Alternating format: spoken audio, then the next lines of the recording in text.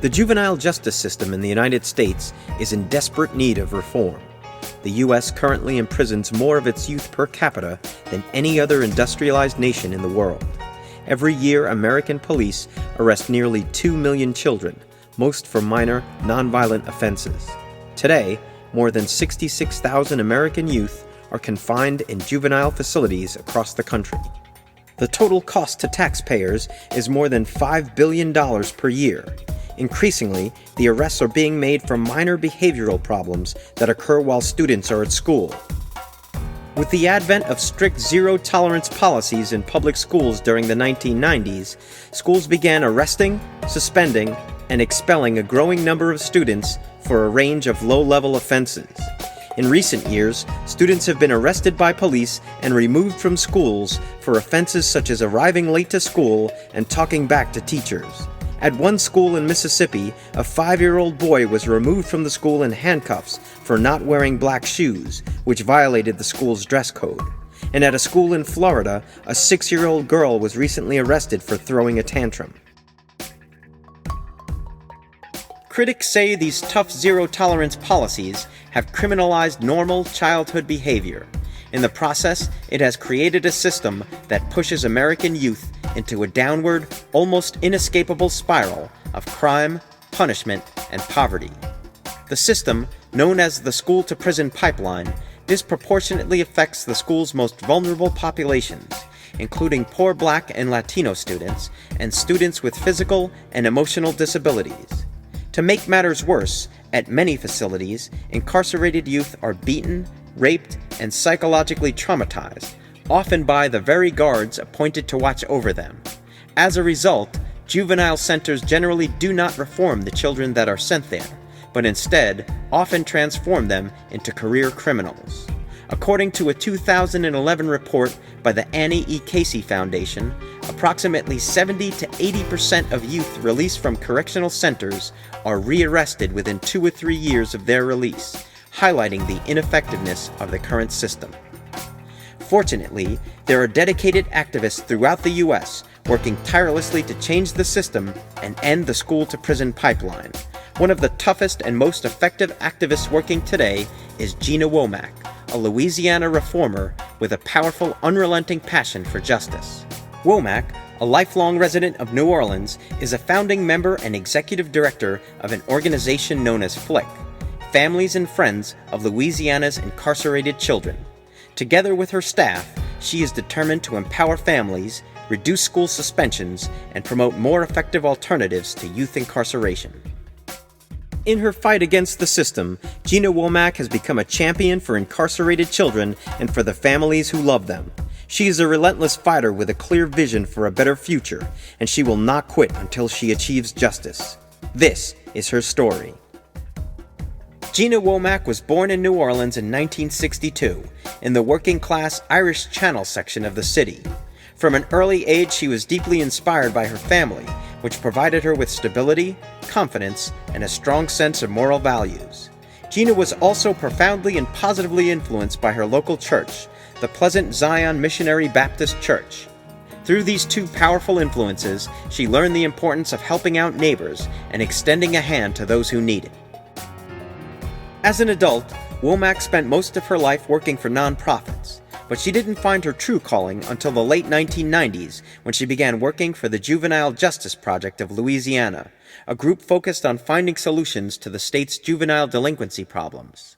As part of her work there, Womack spoke with the families of incarcerated youth, and she was struck by how much these families cared for their children, which was the opposite of what she had been hearing in the media.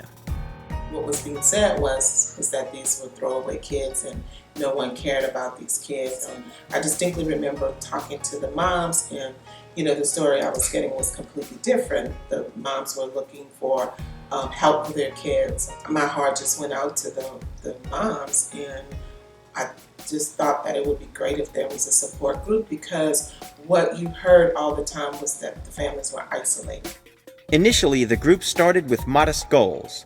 Womack's first impulse was just to bring families together so they could provide each other with mutual support.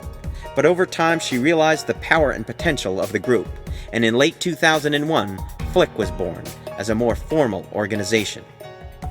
And once the parents got together and they were able to feel so supported by other family members and recognize that they were not going through this by themselves, that they were mothers struggling to care for their kids. But once they got together, it was a whole different ballgame. As the families talked, Womack listened and learned, and the more families shared their stories, the more it became obvious that something much bigger was going on. There was a whole pattern of injustice that they were able to identify, and it was going on statewide. It wasn't just about one parent or one child. It was clear that there was some systems malfunction, and the families wanted to do something about it. As a group, they began to take on the system, fighting against zero-tolerance policies and demanding that violent and inhumane prisons be shut down.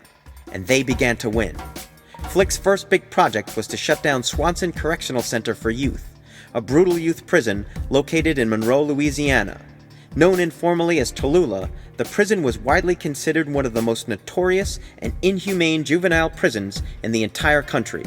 To shut it down, Flick joined with the Juvenile Justice Project and launched the campaign, Close Tallulah Now. Although it was their first major effort, they were hugely successful, and within 2 years, the prison was closed. Back in the year 2000, when we first started doing this work, they had over 2,000 children locked behind bars. They were being beaten and raped. I mean, it was just a ridiculous situation. Today, we have less than 500 children locked in prison in the state prison system. So that was huge. And it's because of the families, right? Because they were brave enough to come and tell their stories. They, even through being ostracized and people thinking down about them and talking bad about them, they shared their stories and they fought, and we won. Ultimately, Womack's goal is to change the system as it stands and replace it with something more humane, sensible, and just. In addition to their work reforming juvenile prisons, Flick has also focused on the school-to-prison pipeline, which is in many ways the starting point of it all. At the statewide level, more than 86,000 students are suspended from Louisiana schools each year, about 12% of all students in the state, which is nearly twice the national average. An additional 7,000 students are expelled each year, bringing the total to nearly 100,000 who are severely disciplined, a significant number considering there are just over 700,000 students in the entire state.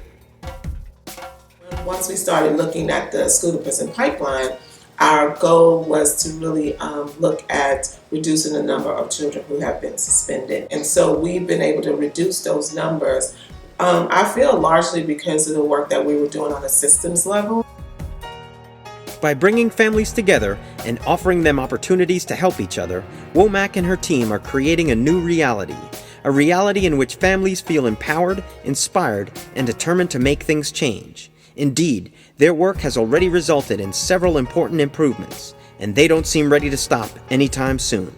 And then we go to the Capitol, and the folks don't like seeing us come because we've been coming for years, and we're going to keep coming until we get justice.